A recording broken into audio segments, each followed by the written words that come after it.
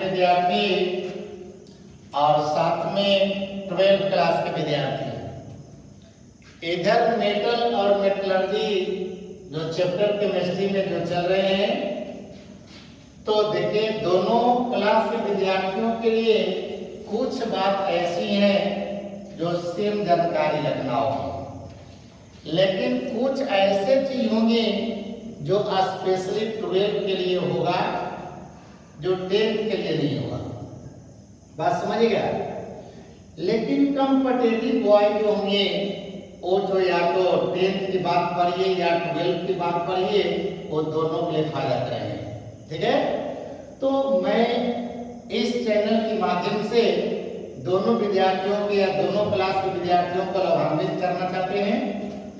अब आप लोग विद्यार्थी इससे कितना फायदा उठाते हैं ये आप पर डिपेंड करता है, क्योंकि ये metal and metallurgy, metal and non metal, ये हर विद्यार्थी के लिए जरूरत है जानकारी की। तब तो है कि किसी को सिलेबस के अनुसार कम पढ़ना है और किसी को सिलेबस के अनुसार ज्यादा पढ़ना है, नहीं तो आइए आज फिर हम वहां से फिर टॉपिक को आगे बढ़ा रहे हैं जहां पे पिछले वीडियो में लास्ट किया था। तो आप लोग विद्यार्थी चलिए कॉपी निकाल लीजिए केमिस्ट्री का, और पिछले दिन जो वीडियो से आपने कॉपी पे नोट किया है, बराबर बोलते हैं कि केवल देखिए नहीं, उसे नोट भी कीजिए। नोट करते हैं आपको ज्यादा बेनिफिट आती है। सुनते हैं, क्योंकि दिन भर तो बहुत चीज सुनते हैं, नहीं एक पर एक गाना सुनते हैं, एक पर एक कहानियां सुनते हैं। अब सभी बातों को दिमाग में एक साथ रख लेना या लंबे समय तक रखना, ये दिक्कत होती है। ये तो मनुष्य के लक्षण नहीं थे, नहीं बताओ क्या जितना हम लोग सीखते हैं जीवन में वो सब याद रहते हैं? नहीं। लेकिन जो भी चीज अगर सीखते हैं और उसको हम नोट भी करते चले जाए, पिछले दिनों की कहानियां, तो आपके जीवन में कौन कौन सी घटनाएं घटी ये आपको बता सकते हैं उस कॉपी के माध्यम से कि हाँ हमने इस पूरे जीवन में कहां कहां पर क्या देखा। एक एग्जाम्पल के रूप में, जैसे कि आपने से कोई विद्यार्थी अगर राजगीर जाए और राजगीर जाने के बाद अगर पूरा घूम लिया, सब चीज देख लिया, लेकिन आपको वही चीज केवल याद ज्यादा रहेगा जो आपके दिमाग पर ज्यादा फोकस किया। लेकिन बाकी चीज आपने जो देखा तो 1 महीना, 2 महीना, 4 महीना, 6 महीने तक रहेंगे कि हमने राजगीर गया तो क्या क्या देखा, कहां पर क्या पाया। लेकिन वही पुनः अगर 10-20 साल की बात रहे, उस राजगीर पहाड़ के बाद कई सारे पहाड़ आपने घूम करके चले आए, तो क्या वहां की सारी कहानी याद रहेंगी? है संभव? नहीं। इसलिए लिखना भी बहुत जरूरी है कि हमने क्या क्या चीज सीखा ऑनलाइन के माध्यम से और कितना गेन किया। तो आइए आज की कहानी फिर हम आगे बढ़ा रहे हैं। चलिए चैनल को आप लोग शेयर करें और सब्सक्राइब कर लीजिए, ताकि आपको यहाँ पर प्रेजेंटली आपके भी दिखाए कि आपने कितना फायदा लिया। ठीक है, देखिए विद्यार्थी आप लोग को बताए थे कि किसी अयस्क से धातु प्राप्त करने के लिए सबसे पहला काम हमने किया था अयस्कों का सांद्रण। यहाँ तक क्लियर है? अब सांद्रण करने की भी कई सारा विधि भी आप लोग को बताए, वो भी सारा चीज याद होगा, है ना यार? तो अयस्कों के सांद्रण करने के बाद हमने बोला था कि उस सांद्रित अयस्क से, यानी कि अब हम लोग अयस्क प्राप्त करने जा रहे हैं। अयस्क तो प्राप्त ही हो गया, लेकिन अयस्क में अभी भी कुछ अशुद्धियां बच जाती है। उन अशुद्धियों को दूर करने के लिए, या कहिए कि उस धातु का ऑक्साइड प्राप्त करने के लिए हमने बोला था कि 2 में से एक काम करना होगा। तो दोनों में से एक काम के बारे में बताया कि याद होगा सब विद्यार्थी को कि ये बात निर्भर करता है उस अयस्क की प्रकृति पर कि अयस्क आखिर है कैसा। ठीक है, मतलब ऑक्साइड के रूप में है, हैलाइड के रूप में है, कार्बोनेट के रूप में है, फास्फेट के रूप में है, फास्फाइड के रूप में है, सल्फेट के रूप में है, कि सल्फाइड के रूप में है। आखिर वो अयस्क की प्रकृति, तो अयस्क की प्रकृति का मतलब अयस्क का प्रकार बताइए। अब अयस्क के ही प्रकृति पर निर्भर करता है आगे कि इसको धातु के ऑक्साइड में कैसे हम बदलें। तो याद कीजिए, पिछले वीडियो में मैं बोला था कि अगर अयस्क सल्फाइड के रूप में है और अगर अयस्क सल्फाइड के रूप में है और उसको ऑक्साइड के रूप में बदलना चाहते हो तो इसके लिए उसको जारन करना होगा, जिसको हमने बोला भर्जन करते भी है या जिसको रोस्टिंग किया था। तो पिछले वीडियो से जो आपने नोट कॉपी में उतारे हैं उसको देखिए, जारन क्या चीज है और जारन के एग्जाम्पल में बहुत सारा चीज आप लोगों को हमने दिया था। अब मानते हैं कि जारन से वो काम नहीं हुआ, सल्फाइड के रूप में अयस्क नहीं है, तो ऐसी परिस्थिति में दूसरा विकल्प है, अब वो है आपका निस्तापन। समझिएगा, वो क्या है? निस्तापन, जिसको कैल्सिनेशन कहते हैं। कई बार देखिए मैट्रिक में भी और कई बार देखिए 12 में भी, ये दोनों में क्वेश्चन रोस्टिंग और कैल्सिनेशन पूछा है, जारन और निस्तापन पूछा है। देखिए कि कभी कभी देखिए जारन और निस्तापन में तुमसे फर्क भी पूछ देगा, तो जारन और निस्तापन में अगर फर्क करता है तो इसमें फर्क तो कई को है। याद करेंगे, ये जो होता है ये जारन की क्रिया बताए थे कि अपेक्षाकृत ये निम्न ताप पर होता है, माने कम ताप पर। ठीक है, तो ये बताइए ये जो क्रिया होती है यानी कम ताप पर होता है, लेकिन ये जो निस्तापन की क्रिया होती है ये हमेशा देखा जाए उच्च ताप पर होता है। बात समझिएगा, यानी टारगेट सेम है, दोनों का मकसद सेम है। यानी जारन का मकसद ये है कि धातु का ऑक्साइड प्राप्त करना, और निस्तापन का भी मतलब है धातु का ऑक्साइड प्राप्त करना। जारन में भी अयस्क को हमने गलाते नहीं है और निस्तापन में भी अयस्क को गलाते नहीं है। देखिए दोनों में बात समझिएगा।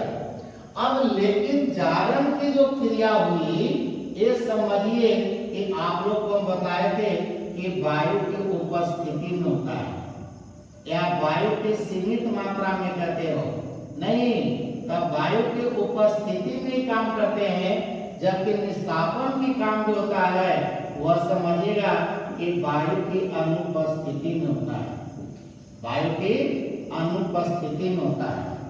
बात समझिएगा। जारन में क्या होते हैं कि कभी कभी हम लोग अयस्क के साथ में कुछ बाहर से पदार्थ और मिलाया भी जाता है। क्या करेगा, कभी कभी जारन में सांद्रित अयस्क के साथ कुछ बाहर से पदार्थ मिलाए भी जाते हैं, लेकिन निस्तापन में ऑलवेज केवल अयस्क को लिया जाता है।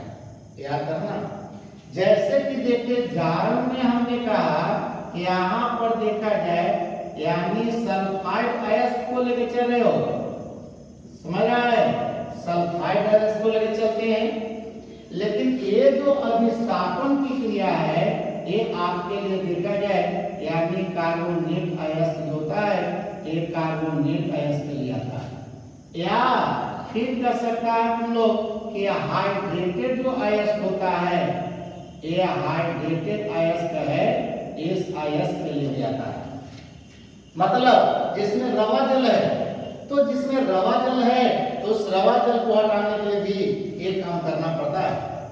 सल्फाइड अयस्क का गलनांक कम होती है, लेकिन कार्बोनेट अयस्क का गलनांक ज्यादा होता है, इसलिए उसको उच्च ताप पर भी अगर ले जाते हो तो आपको नहीं गलेगा, लेकिन इसको अगर उच्च ताप पर ज्यादा करते हो आपको गल जाएगा। बतलाए थे कि जब जारन की क्रिया करते हैं तो धातु का ऑक्साइड तो हमको प्राप्त होता ही है, इसके साथ ही क्या होता है इसमें बहुत सारा जो अशुद्धियां भी होती है वह भी ऑक्सीजन से संयोग करके और ऑक्साइड में बदल जाता है और गैस के रूप में निकल जाती है। बस समझ रहे हो, जैसे कि अगले दिन तुम लोग को बताएंगे फास्फोरस के बारे में, जैसे एंटीमनी के बारे में, ठीक है। तो एंटीमनी है, फास्फोरस है, आर्सेनिक है, यहाँ मानते हैं कि सल्फर है, तो ये सब क्या होते हैं कि ऑक्सीजन से संयोग करके ऑक्साइड बन गया और वहां से चलिए ऑक्साइड बन के निकल गया। लेकिन यहाँ पर समझिएगा कि हकीकत में कोई वाष्पशील अशुद्धियां ऑक्साइड में नहीं बदलते हैं, बल्कि यहाँ पर जो अयस्क होता है वह अयस्क टूट जाता है। यहाँ पर अयस्क टूटते नहीं है, बात याद करना, लेकिन वहां पर अयस्क टूट जाता है। तो बताओ जारण और निस्तापन में फर्क भी है। अगर 2 नंबर में क्वेश्चन देता है तो 2-3 पॉइंट आप सोच सोच के देते हैं तो आपका काम कंप्लीट हो जाता है।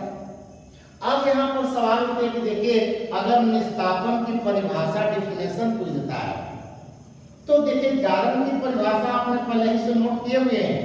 अब निस्तापन की परिभाषा अगर नोट करना है तो आप नोट कीजिए, अब बोलते हैं तो देखिए इसमें बोलते हैं कि धातु कर्म, यहाँ पर बोर्ड पर लिखा भी है कि धातु कर्म का वह प्रक्रम, धातु कर्म के कितना प्रक्रिया बोलो, सोच लिया, पढ़े हो ना, लिखा भी दिए हैं और वीडियो द्वारा देख भी दिए हैं कि धातु कर्म के 4 चरण, 4 चरण में पहला चरण जो प्रक्रम करे प्रक्रिया वो अयस्कों का सांद्रण था।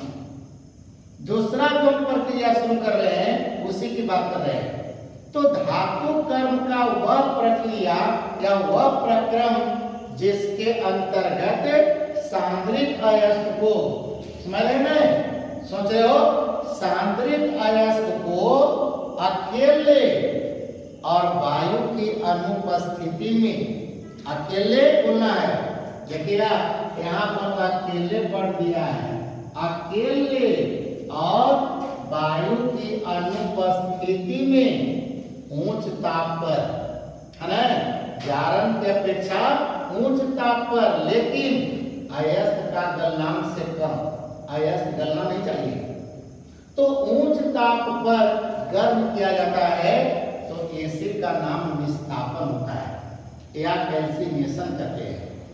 अब कैल्सिनेशन में हमने बोला कि कार्बोनेट अयस्क ले लीजिए, जैसे कि एग्जाम्पल में बोलते हैं, जैसे आपने सीधे राइट करते हैं, चलिए जी क्या कहते हैं, यानी इसको पढ़ते हैं सीधे राइट। ये बताओ सब लड़के किसका अयस्क है, तो आयरन का अयस्क है, लोहा का है। अब इस सीधे राइट को अगर बताओ कि आपने भट्ठी में ले जाकर, कहाँ ले आओगे, भट्ठी में ले जाना है, बाहर नहीं गर्म कर पाओगे, तब भट्ठी में जो है गर्म करना है और गर्म करना, इतना गर्म करना है कि ये सीधे राइट गल नहीं पाए। जब इसको गर्म करते हो तो यही मिलता है, तुम लोग कहता है कि आयरन ऑक्साइड बनता है और यहाँ से कार्बन डाइऑक्साइड निकल जाता है। अब देखिए आपको आयरन का ऑक्साइड मिला, जो मकसद कहते कि धातु का ऑक्साइड प्राप्त करना, तो धातु कौन था, आयरन, आयरन का ऑक्साइड प्राप्त हो गया। जैसे कि बताइए आपने बोलते हैं यानी ZnCO3 कहते हो, जिसको बोलते हैं देखिए कैलेमाइन कहते हैं, बोला था ना। अब कैलेमाइन बताया जाए ये किसका अयस्क हो जाएगा, जस्ता का हो जाएगा, ठीक है। अब इसको बताओ कि जाकर के आपने गर्म किया, कंडीशन, अब यहाँ पर जैसे गर्म किया तो देखिए जिंक ऑक्साइड अलग हो गया और कार्बन डाइऑक्साइड देखिए अलग हो गया, आपको जिंक ऑक्साइड मिल गया, ठीक है। इसी तरह से बहुत सारा चीज है, जैसे कि आप लोगों ने कहा कि मैलेकाइट है, ठीक है, तब मैलेकाइट है तो यहाँ पर जैसे बोलता है कि Cu और CO3 हो गया और Cu और कहा कि OH का होल 2 का नहीं, इसी को कहते हो मैलेकाइट। अब यहाँ पर देखा जाए मैलेकाइट लेके चले और मैलेकाइट को लेकर के अगर पुनः हम लोग भट्टी में आ गए और गर्म करते हो अब यहाँ बताओ ये जो मैले पाइप देख रहे हो ये किसका अयस्क है? तो ये हो गया तांबा का अयस्क। किसका अयस्क है? तांबा का अयस्क है। अब इसको जब गर्म करते हो तो देखता है कॉपर ऑक्साइड अलग हो जाता है, देखे कार्बन डाइऑक्साइड अलग हो जाते हैं, और यहाँ पर जो जल बनता है वह भी समझिए कि वाष्प बन करके ये भी अलग रहता है। तो आपको क्या बन जाता है? देखिए जल बच, सॉरी कॉपर ऑक्साइड बच गया आपका नहीं। तो ये बताओ कि CO3 पीछे लगल है, और जिसके पीछे CO3 लग जाता है वह कार्बोनेट अयस्क कहलाता है। कौन अयस्क? कार्बोनेट अयस्क। और जब भी कार्बोनेट अगर अयस्क मिल गया तो समझिए कि इसको ऑक्साइड में बदलने के लिए हमको निस्तापन करना होगा। एक ऑब्जेक्टिव में विकल्प भी दिमाग में रखना है। अब इसी तरह से बताइए जैसे तुम लोग कहता है बॉक्साइट है, समझिए अब बॉक्साइट बोलता है यानी Al2O3 होते हैं या इस तरह से H2 है। ऐसे ऐसे बहुत सारा मिलेगा जिसमें रवा जल है, जैसे बताओ जिप्सम है, जैसे लिमोनाइट है, नहीं जैसे अभ्रक है, जैसे आपको बोलता है कार्नालाइट है, नहीं। तो ऐसे ऐसे बहुत सारी चीजें हैं जहां पर इसको गर्म करके और खास करके ऑक्साइड में बदलते हैं। तो डी ब्लॉक के जो मेटल होता है, डी ब्लॉक जो इसके पहले देखिए 12th क्लास के विद्यार्थियों को दे रहे थे, तो डी ब्लॉक में जो संक्रमण धातु होता है उस संक्रमण धातु अक्सर यानी कार्बोनेट के रूप में भी मिलता है, और रूप में तो मिलते ही है लेकिन कार्बोनेट के रूप में भी मिलते हैं। अब यही ग्रुप नंबर 13 से हुआ आता है यानी एल्युमिनियम, ठीक है। अब इसको भी अगर मानते हैं कि हमने वायु की अनुपस्थिति में अगर गर्म करते हो तो यहाँ पर देखिए मिल जाता है तुम्हारा एल्युमिनियम ऑक्साइड रहता है। अब प्लस देखा जाए यहाँ से जो जल होते हैं ये बताओ वाष्प बन करके बाहर निकल जाता है, ये आपको प्राप्त रहता है। तो इस तरह से निस्तापन की बात रहती है, बात समझे। अब निस्तापन जब आपने कर लिया तो हमने आपको तीसरा चरण की बात बोला था। कौन चरण? तीसरा चरण। और तीसरा चरण में आपका आया था यानी प्रगलन या इसको कहते हैं अवकरण। क्या कहते हैं? अवकरण कहते हैं, समझिएगा।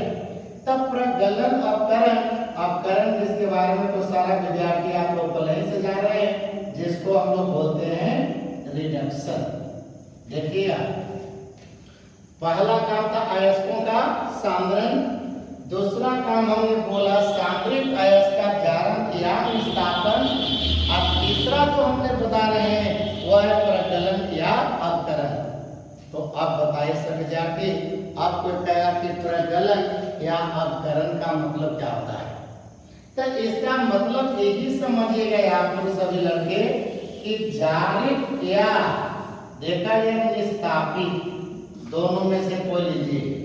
तो जारित या निस्तापित यानी अयस्क, और ये अयस्क जो है बताओ ये धातु के ऑक्साइड के रूप में मिला नहीं मिला है?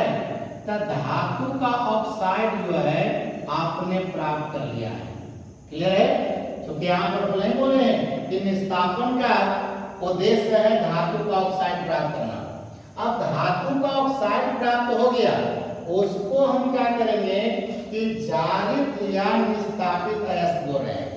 अब इसको अकेले समझिएगा, अकेले भी ले सकते हैं, कभी कभी अकेले भी लेंगे, याद करना, ठीक है। अकेले बोलते हैं, ठीक है। याद रखते हैं कि अवकारक, अवकारक समझता है ना, भले ही बताए। अवकारक का मतलब होता है हाइड्रोजन देने वाला या ऑक्सीजन लेने वाला, क्लियर है। अवकारक का मतलब यहाँ पर क्या हो गया यानी ऑक्सीजन यानी लेने वाला, जिसमें ऑक्सीजन लेने की प्रवृत्ति हो, ठीक है, टेंडेंसी, क्या चीज? ऑक्सीजन। तो ऑक्सीजन लेने की टेंडेंसी हो या हाइड्रोजन देने की टेंडेंसी हो, ये दोनों को अपकारक ही बुलाता है।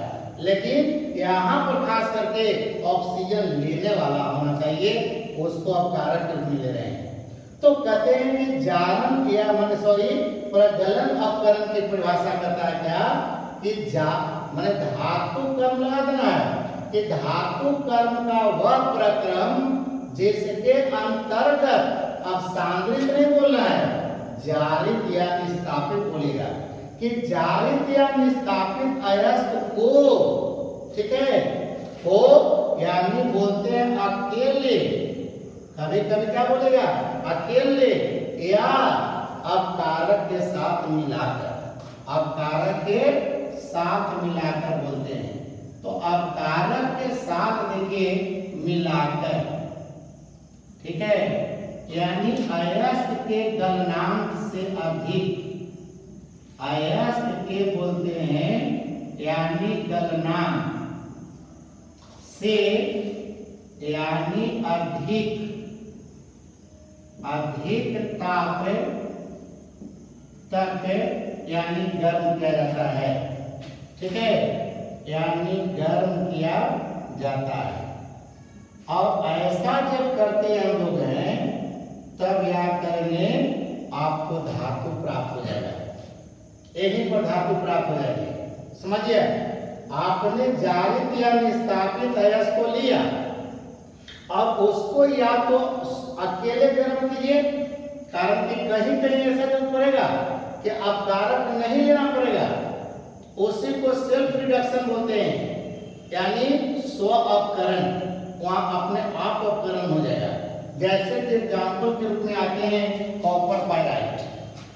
अब कॉपर पाइराइट जो होता है तब उसमें देखते हैं अपकारक लेने की आवश्यकता नहीं होता है, क्योंकि वहां सेल्फ रिडक्शन होती है, बात समझना, स्वयं अपकरण होती है, इसलिए वहां अपकारक लेने की जरूरत नहीं है, पहली बात। लेकिन हमेशा ही बात नहीं है कि अकेले लेना है, कभी कभी अपकारक के साथ मिलाते हैं।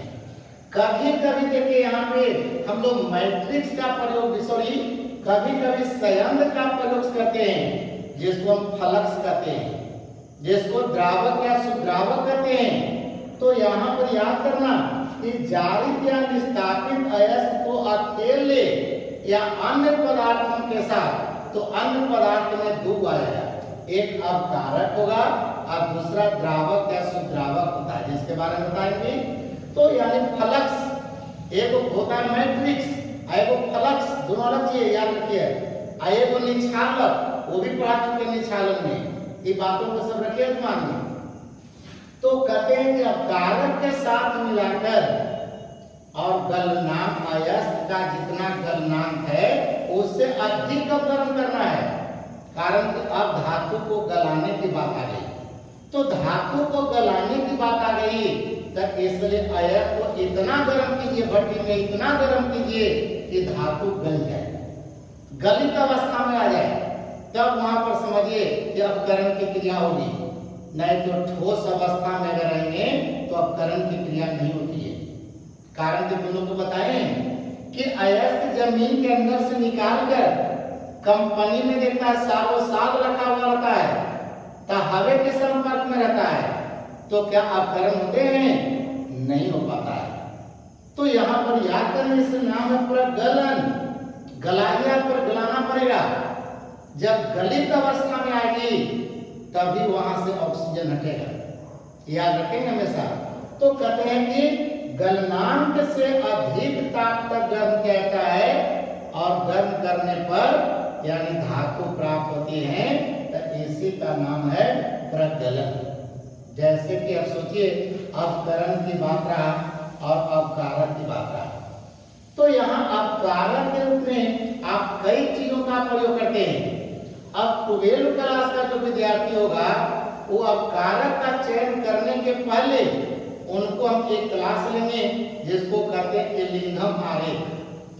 एलिंघम आरेख में या उस ग्राफ से आप निर्णय लेंगे कि कौन से धातु प्राप्त करने के लिए कौन सा अपकारक का चुनाव उचित होगा। लेकिन ये 12th क्लास के विद्यार्थियों के लिए है, अभी 10th क्लास के लिए नहीं। तो 10th क्लास के विद्यार्थी के लिए देखा जाए ये अपकरण की क्रिया जो होती है हम 3 तरीका से करते हैं। जैसे कि देखिए पहला समझना सब के यानी कार्बन द्वारा अपकरण। तो देखिए कार्बन द्वारा यानी अपकरण करते हैं। अब कार्बन द्वारा जो अपकरण होता है याद करके चलेंगे, वैसे धातु को इसमें लेते हैं जिनका क्रियाशीलता कम होती है। माने कम क्रियाशील धातु जो खास करके डी ब्लॉक में आते हैं, इस ब्लॉक में यानी डी ब्लॉक में आता है। याद करेगा सब लड़का लड़की। तो डी ब्लॉक में जो धातु आते हैं जिसको संक्रमण धातु कहते हो, वैसे धातुओं को अपकरण करने के लिए, अपकृत करने के लिए हम लोग चुनाव करते हैं कार्बन का। लेकिन अगर कार्बन से अगर मानते हैं कि उसका अपकरण नहीं हुआ, तब इसे भी आपका स्ट्रॉन्ग अपकारक के रूप में हम लोग एल्यूमिनियम का चुनाव करते हैं। याद करिएगा, तो एल्यूमिनियम, ठीक है, एल्यूमिनियम द्वारा अपकरण करते हैं। याद करिएगा सब लड़का लड़की। तो एल्यूमिनियम के द्वारा जो अपकरण करते हैं, खास करके वैसे अयस्क को अपकृत करते हैं जिसका अपकरण कार्बन द्वारा नहीं होता है। जैसे एग्जाम्पल के रूप में देखिए, अब आपका क्रोमियम है, जैसे एग्जाम्पल के रूप में मैग्नीज है, टाइटेनियम है, वेंडियम है। तो यहाँ पर याद करेंगे कि जैसे बताए थे यानी कि क्रोमियम है, जैसे तुम लोग कहा कि मैग्नीज है, जैसे वेंडियम है, जैसे टाइटेनियम है। हालांकि ये भी आपका डी ब्लॉक का तत्व है। आप लोग तो बताएंगे शुरू में कि आपका एस ब्लॉक है, उसमें आपका क्षार धातु और क्षारीय मृदा धातु आता है। तो उसमें एक कार्बन और एल्यूमिनियम ये काम नहीं करते हैं। तो एस ब्लॉक में काम नहीं करता है, ये भी नहीं, कारण कि एल्यूमिनियम से आपका ग्रुप नंबर 1 का ग्रुप नंबर 2 माने क्षार धातु और क्षारीय मृदा धातु, और जो दोनों होता है धातु, एल्यूमिनियम से ज्यादा अपकारक का खुद गुण रखता है, इसलिए उसको आप जो है एल्यूमिनियम द्वारा अपकृत नहीं कर पाएगा। एक कार्बन द्वारा यानी ये सब का अपकरण नहीं करते हैं। क्रोमियम मैग्नीज का नहीं कर पाते हो, क्यों? जैसे क्रोमियम है, इसका अयस्क हो गया क्रोमाइट, ठीक है, या क्रोमियम ऑक्साइड है। जैसे मैग्नीज का है पायरोलुसाइड है, ठीक है, यानी मैग्नीज डाइऑक्साइड है, ट्राइऑक्साइड है, टाइटेनियम ऑक्साइड है, वेंडियम ऑक्साइड है। अब ये सब ऑक्साइड दिया गया, अब इसी को कहेगा कि जैसे चलिए हमको क्रोमियम प्राप्त करना है। अब क्रोमियम ऑक्साइड में अगर कार्बन मिला करके अगर गर्म कर देते हो, तब फिर क्रोमियम कार्बाइड बन जाता है। अब क्रोमियम कार्बाइड अगर बन गया तब तो क्रोमियम नहीं प्राप्त होगा, और जटिल काम हो गया। तब ऐसी परिस्थिति में क्रोमियम या मैग्नीज प्राप्त करने के लिए कार्बन का चुनाव हम नहीं करेंगे। क्लियर? अब देखा जाए, मानते हैं कि कार्बन द्वारा भी नहीं हुआ, एल्यूमिनियम द्वारा भी नहीं हुआ, ये भी हमने बता रहे हैं कौन चीज कि आपका डी ब्लॉक में आता है। ये भी किसमें लागू करते हो? डी ब्लॉक में लागू करता है। लेकिन अब तुम्हारा रहा बात है कि एस ब्लॉक में तो धातु है कि नहीं है? तो एस ब्लॉक में जो धातु है, सोडियम है, पोटेशियम है, लिथियम है, या कैल्शियम है, मैग्नीशियम है, ये सब क्या है? एस ब्लॉक में है। तो एस ब्लॉक में अगर धातु प्राप्त करना रहेगा तब समझिए कि ये दोनों लागू नहीं होगा। कारण यही बताना है कि कार्बन और एल्यूमिनियम की अपेक्षा क्षार धातु और क्षारीय मृदा धातु, ये दोनों में अपकारक का गुण ज्यादा होता है। किसे? कार्बन से या एल्यूमिनियम से, ये दोनों की अपेक्षा क्षार धातु में अपकारक का गुण ज्यादा होता है। इसलिए क्षार धातु को हम ये दोनों के द्वारा अपकृत नहीं कर सकते। क्लियर? तब यहाँ पर देखा जाए तीसरा जो मेथड आता है वह होता है, देखिए, यानी विद्युत अपकरण होता है। तो तब विद्युत अपकरण जो हम लोग करते हैं, ये याद करेंगे खास करके सभी लड़के कि ये जो तुम्हारा था इसका क्रियाशीलता ज्यादा है। जैसे कि बताए क्षार धातु है। अब क्षार धातु ये होते हैं या क्षारीय मृदा धातु है, ठीक है, यानी क्षार मृदा धातु बोलेगा। याद देखा जाए अपवाद में एक अल्युमिनियम भी आ जाता है। तो ऐसे धातु का जो अपकरण होता है वह विद्युत अपकरण माने करंट के द्वारा अपकरण की जाती है। तो यहाँ पर पहले आप लोग को ऑब्जेक्टिव क्लियर हो जाना चाहिए कि कार्बन के द्वारा अपकरण किसको हम लोग बोलते हैं। जैसे कि यहाँ पर देखता है मरकरी होता है, जैसे जस्ता है, जैसे कॉपर है। अब इस सब को लिए हम कार्बन से भी इस्तेमाल कर सकते हैं, ये करते भी हैं। लेकिन वही का क्रोमियम, मैग्नीशियम, वेंडियम, टाइटेनियम तक इसको प्राप्त करने के लिए अपकारक के रूप में चुनना पड़ता है अल्युमिनियम। और यही अल्युमिनियम के अगर इस्तेमाल किया अपकारक के रूप में तो ऐसी विधि का नाम होता है एल्यूमिनोथर्मिक विधि। कौन विधि? एल्यूमिनोथर्मिक विधि। तब याद करेंगे कि अल्युमिनियम का इस्तेमाल वैसे धातुओं के लिए करते हैं जिसका निष्कर्षण कार्बन के द्वारा नहीं होता है। अब मानते हैं कार्बन द्वारा भी नहीं हुआ, अल्युमिनियम द्वारा भी नहीं हुआ, तो तीसरा जो आपका सबसे स्टैंडर्ड है वह है विद्युत अपकरण। हालांकि ये दोनों की अपेक्षा महंगा विधि है, तब लेकिन अब तुमको उपाय भी नहीं है।